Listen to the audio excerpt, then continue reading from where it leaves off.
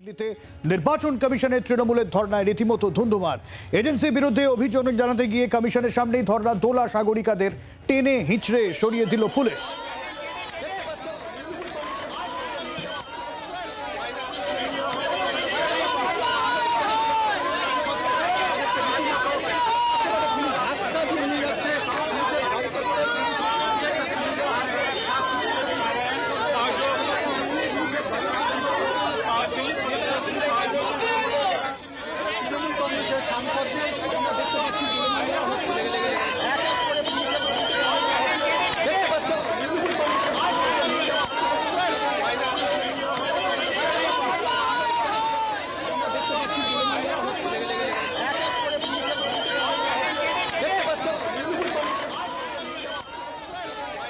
আমরা সরাসরি চলে যাব নয়াদিল্লিতে। আমাদের প্রতিনিধি রাজীব রয়েছেন আমাদের সঙ্গে। রাজীব, আমরা শুরু থেকে জানি তৃণমূল কংগ্রেস প্রতিনিধি দল তারা নির্বাচন কমিশনের দফতরে যাচ্ছিলেন, কেন্দ্রীয় এজেন্সির অপব্যবহার এই অভিযোগ তুলছিলেন তারা, কিন্তু আচমকা বেরিয়ে এসে কেন তারা ধর্নায় বসতে গেলেন এটা জানতে চাইব, কি তাদের বক্তব্য এবং তাদের ওখান থেকে ধর্নায় সরিয়ে দেওয়া হলো, পুলিশের তরফ থেকে কি বক্তব্য? রাজীব,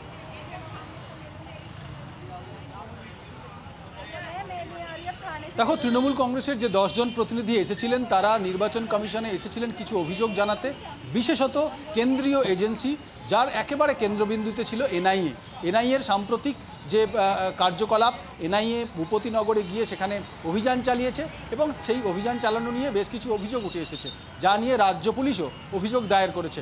এই সমস্ত বিষয়গুলি নিয়ে তৃণমূল কংগ্রেস আজকে নির্বাচন কমিশনে এসেছিল এবং সেখানে নির্বাচন কমিশনের ফুল বেঞ্চের সঙ্গে তারা প্রায় আধ ঘন্টা কথা বলেন। সেই 10 জনের প্রতিনিধি দলে নেতৃত্ব দিচ্ছিলেন ডেরেক ওব্রায়েন, যেখানে ছিলেন দোলা সেন, সাগরিকা ঘোষ, প্রাক্তন সাংসদ অর্পিতা ঘোষ সহ অন্যান্যরা। সেই 10 জন প্রতিনিধি দল তারা বেরিয়ে তাদের যে অভিযোগ, তাদের যে নালিশ, তাদের যে দাবি, তাদের যে আর্জি সেগুলি তারা জানান। আর তারপরেই দেখা গেল তৃণমূল কংগ্রেসের প্রতিনিধিরা তারা জানালেন নিজেদের মধ্যে 2 মিনিট কথা বলবেন। নির্বাচন কমিশনের একেবারে দপ্তরের বাইরে যে জায়গাটায় আমি দাঁড়িয়ে রয়েছি ঠিক সেই জায়গায় তারা আচমকা বসে পড়েন এবং তারা ঘোষণা করেন 24 ঘন্টা তারা শান্তিপূর্ণ ধর্না বসবেন এবং তাদের যে দাবি, অর্থাৎ কেন্দ্রীয় এজেন্সির শীর্ষ কর্তাদের সরিয়ে দিতে হবে নির্বাচনী প্রক্রিয়া চলাকালীন, এই দাবিতে তারা 24 ঘন্টার ধর্নায় বসেন এবং প্ল্যাকার্ড, পোস্টার, ব্যানার তাদের হাতে থাকে। এখানেই কিন্তু একটা বিষয় উঠে আসছে যে তৃণমূল কংগ্রেসের এটা পূর্ব পরিকল্পনা ছিল, পরিকল্পনা মাফিক তারা এসেছিলেন আর সেই কারণেই প্ল্যাকার্ড, ব্যানার এবং পোস্টার তারা সঙ্গে সঙ্গে কিন্তু এনেছিলেন। সেগুলি নিয়েই তারা ধর্নায় বসেন।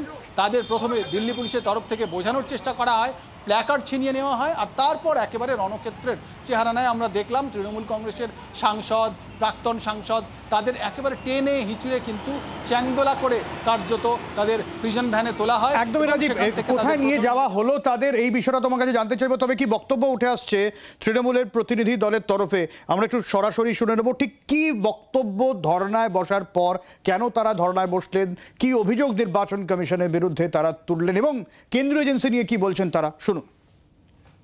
আপনারা 21 সালে দেখেছেন মানুষ এবং মানুষের নেত্রী বাংলায় শেষ কথা বলেছিলেন। 24-এও দেখবেন বাংলা এবং দেশেও মানুষই শেষ কথা বলবেন।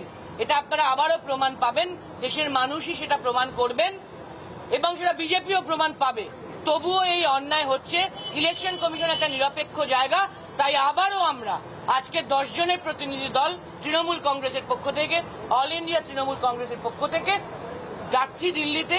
ইলেকশন কমিশনের আমরা অ্যাপয়েন্টমেন্ট চেয়েছি, সম্ভবত বিকেলে আমাদের অ্যাপয়েন্টমেন্ট এনশিওর্ড হবে।